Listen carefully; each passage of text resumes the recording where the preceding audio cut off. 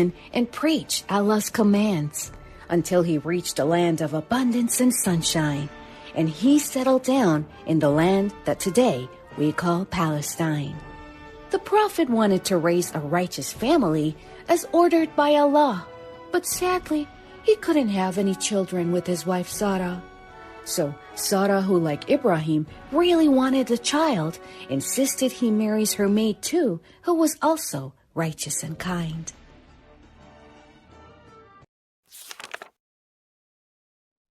With Allah's permission, Ibrahim married Hajar too, and they were blessed with a boy.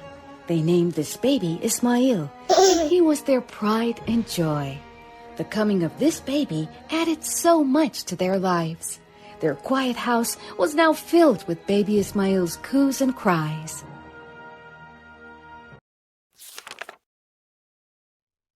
Soon, Prophet Ibrahim received Allah's command. Take your wife Hajar and her baby to a faraway land. Ibrahim was worried for them, but in Allah was his trust. He said, My Lord knows best, and he is always just.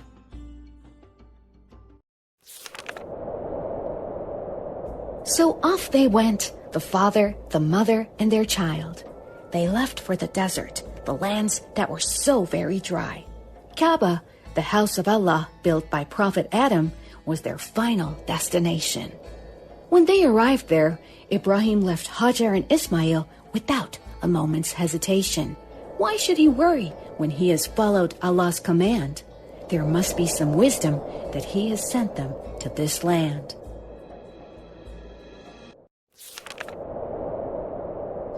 Now Hajar was all alone with a little baby to look after, and soon she was running out of both food and water. Where could she find water in this desert land? She kept thinking she saw water in the distance.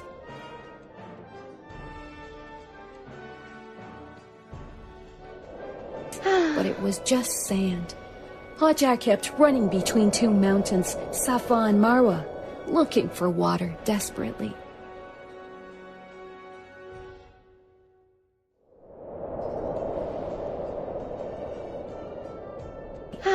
Her baby was crying on the desert sand, parched lips, and so thirsty. Back and forth she went 7 times, hoping to find water, even a little, to give her baby relief of some kind.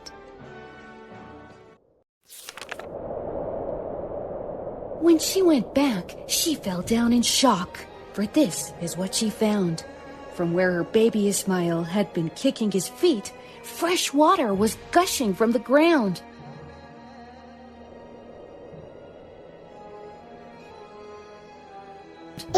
Now tears of joy fell down her dry cheeks, and she said, Praise be to Allah for the gift of faith and the blessings He gave us. We'll always serve Him, inshallah.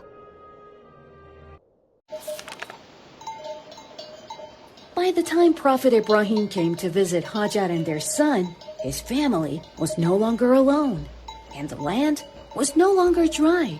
The water had brought some people to make it their new home.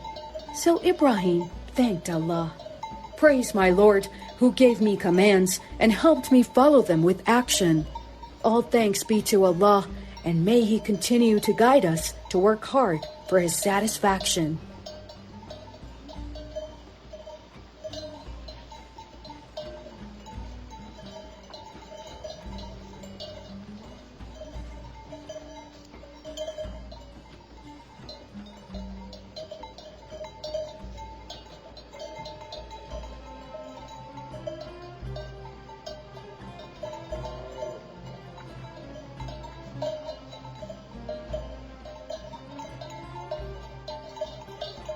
Ibrahim saw his family was safe and sound, so he returned to Palestine.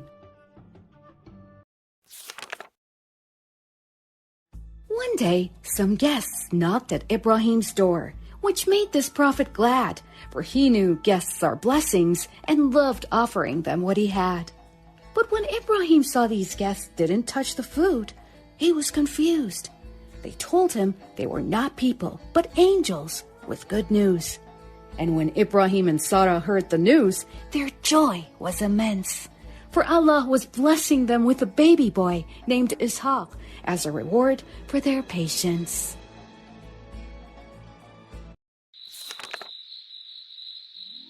Since Allah wanted Ibrahim to be among the best, it wasn't long before Ibrahim was given another test. Now Hajar's son had grown to be a faithful and handsome youth. He was his parents' joy and pride, as he was always searching for the truth. His father, who loved him so, had a shocking dream one night. A dream that would have filled the heart of any father with fright. And he dreamt it not once, not twice, but he had the same dream thrice. Ibrahim dreamt that he had to give his son up as a sacrifice. And though it's not easy for most to obey Allah's every order, when Ibrahim told his son about his dream, this was Ismail's answer. "Oh, Father, I believe, as you taught me so, that we must trust Allah's guidance. So please carry on the word of your Lord. Inshallah, I'll help you with my patience." When Ibrahim gave the news to Hajar, she said, "Ismail is the apple of my eye. But if Allah wants him taken away, so be it, for Allah is the All-Wise."